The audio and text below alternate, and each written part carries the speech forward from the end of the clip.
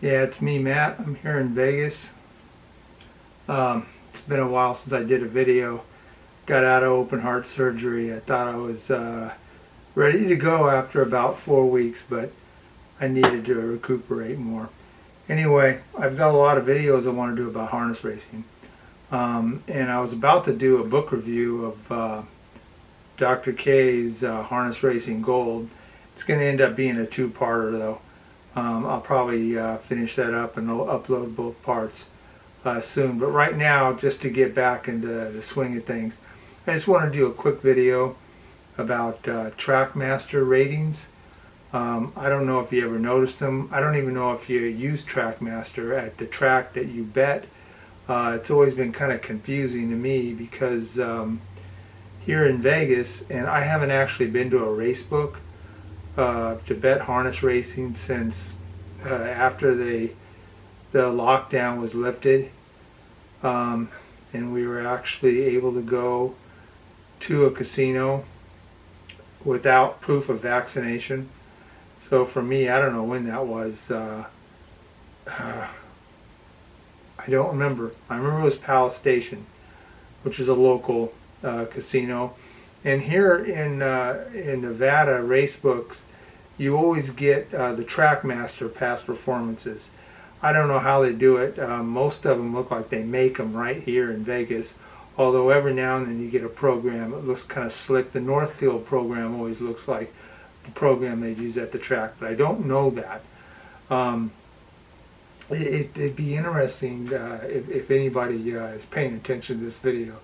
Let me know if you go to the track, what do they use? Do they use TrackMaster? The only reason why I ask is I know at Mohawk, when you download their free program, it's the equivalent of the United States Charting Association, the CTA, and their traditional past performances. Also the other day I was looking at the free Hoosier Park past performances, and it was the USTA, which I hate. No TrackMaster speed ratings, which I like to use. So yeah, that's a disappointment because last year they had the TrackMaster stuff. I guess they have to pay more to give it away for free. And you know, at Dover Downs, if you ever downloaded their free past performances, they offered both the USTA and the TrackMaster. And I don't know if you go to the track, and I don't know how many tracks even have a lot of attendance anymore. What past performances are you looking at when you buy a program? Or maybe it's off track. I don't know how people are doing it these days. I download everything off the internet now. Usually TrackMaster, sometimes Daily Racing Form Harness. But it's all downloaded PDF, so I don't know what you're using. Long-winded, I'm curious, so I digress a bit. But the TrackMaster, one thing TrackMaster does is if they have what's called horse ratings. A lot of times for the racing secretary can write a race for TrackMaster, horses rated less than 75. And it's easy to, the idea is that racing secretaries can write these races without knowing much about the classes or the speeds of the horses. Just they go by these numbers, everything's fine. It's kind of lazy to me, or at least for racing secretaries, to even use something like this. If you know your horses, you don't need it, but they do write them. Some tracks don't have the TrackMaster rating races. Meadowlands does. You'd think they wouldn't have them, but anyway, when you look at the TrackMaster past performances, below the saddle cloth and the post position statistical relevance, below that it'll say HR. If you're not familiar with this, it's HR, and it'll give you a number to the second digit, like 74.23, something like that.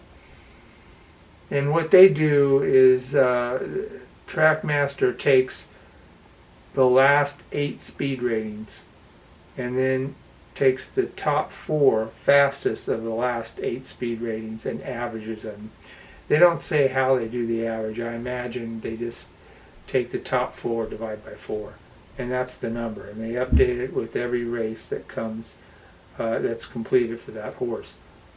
And so that's just a bit of information. If you see these numbers, you don't know what they're like, what they are, what they signify. That's what it is. I'll try to put a link so you can go to TrackMaster website and look at it yourself, what they say. Double check on what I'm saying. But I have never been able to use this as a handicapping factor. I've tried different, the top 3 ratings, how they influence the winner, or how they pick the winner, the top number, the margin of the top number and the second choice. And I've tried to work different angles to see if I could come up with anything, but for my way of thinking, my handicapping, they're completely useless as a handicapping tool. Just me. If you can figure out a way that you're making money off these numbers, I'd like to know, but I'm sure you're not going to tell me, and you shouldn't. You know, if you've got a way to make money at the track with one angle or another, best to keep your mouth shut about it. But anyway, mostly this is for newbies who just don't know what that number is. If they're using TrackMaster, if you're not using TrackMaster, I don't know what to say. Although I noticed that on the Hoosier, the USTA type past performances, they do have right above the past performances, they say TM rating, I think it is, and they give you the number.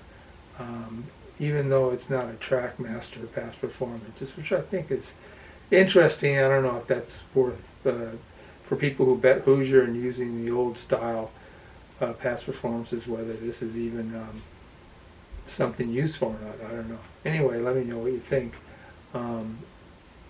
And yeah, that's enough for today. I'm out of here.